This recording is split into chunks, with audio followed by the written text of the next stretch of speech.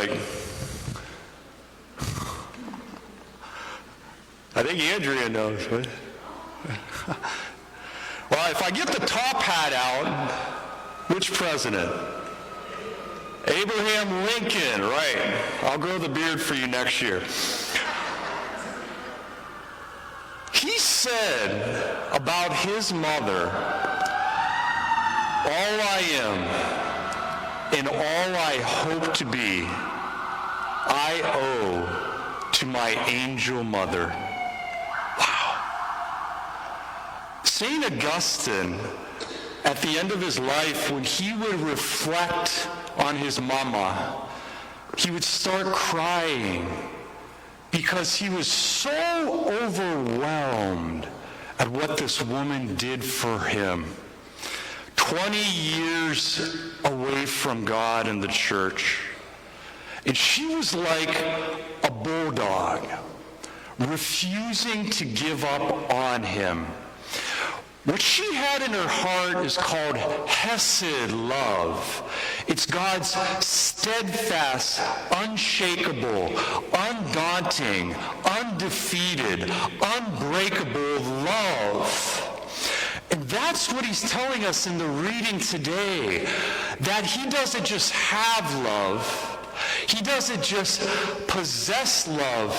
He is love itself. And the great news for us today is that this inexhaustible, unconquered, unfathomable love is in each of our baptized souls, because that is where God dwells. Think of this illustration. There's a man who has $10 million in his basement. And there's another friend of his that also has $10 million. The first man never goes down into his basement and pulls out his wealth and spends it. It just sits there. But the second man says, wow, there's a whole line of houses in poor West Virginia. I could transform the whole block with this wealth I have. And then he says, wow, my nephew comes from a poor home.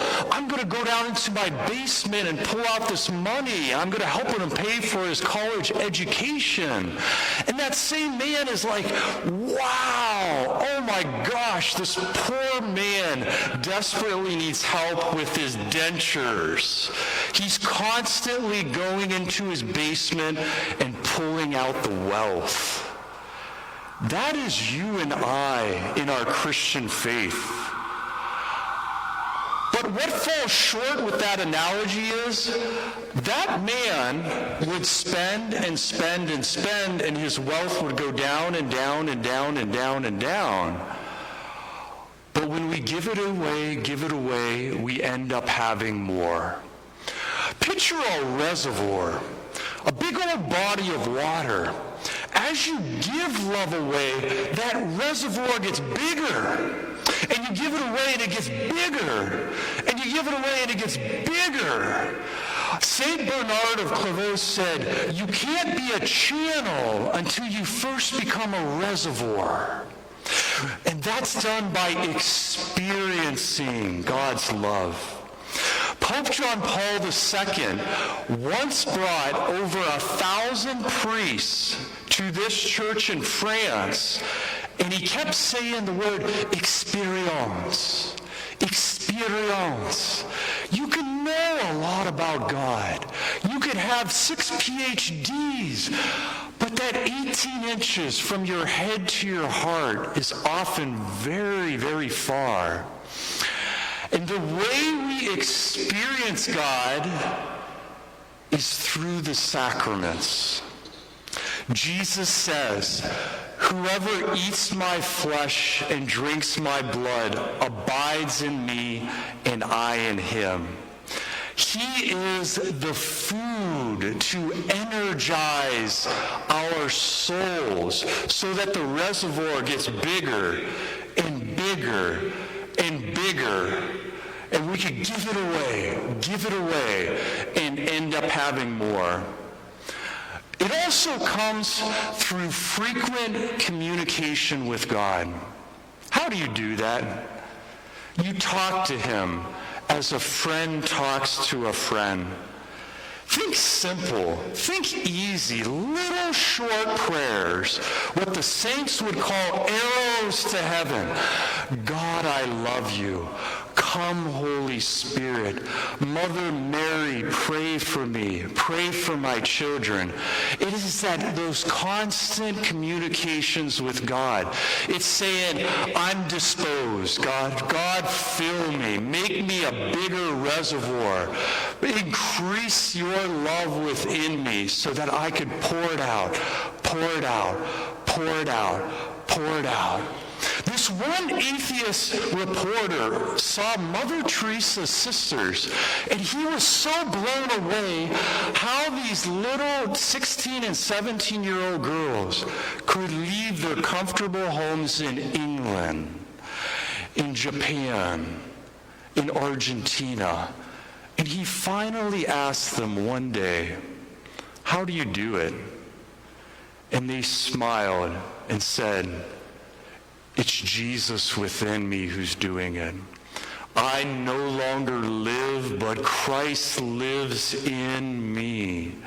The secret of the Christian life is letting Jesus live inside of you. He wants to do more than you can ask or imagine in your families, in your neighborhoods. He wants you to be like that man who says, boy, I got $10 million in the basement. I'm not going to put a lock on it. I'm not going to hide my light under a bushel basket.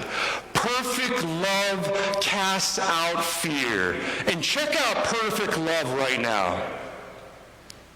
That same love that filled the heart of Jesus to remain on the cross is the same love in your heart and my heart. Take a moment and feel your pulse right now. Feel your pulse. Okay, don't look at me. Feel your pulse. Go ahead. Go ahead. Feel your pulse. You feel that heart beating inside of you? The sacred heart of Jesus is beating within inside of you. He's beating within inside of you. His love is constantly there to receive and to give away. And you know what the world says? So what? So what? I got my iPad, I got my phone, I got my money, I got my social network. No. How many times do you eat a day? If you're like me, I'm a mountain climber, maybe 6 times, 7 times, metabolism out the window. Food, food, food, food, food to make us physically strong. The saints said we need prayer more than our next breath to depend not on ourselves, but him who raised Jesus from the dead. The person I have most admired since I moved to Chillicothe is this lady up at Bristol Village. Her name is Pat. She is paralyzed from the neck down. She can move just like this, but guess what she's doing? She's saying to the nurses, park me in the busiest corridor of the facility. Park me there. I want to love everybody that passes by. I want to ask them how their day is going. I want to learn their names and pray for them. I want Jesus to live his life within me. No weapon formed against you shall prosper. You could break through any barrier when you rely not on yourself, but on him who raises the dead.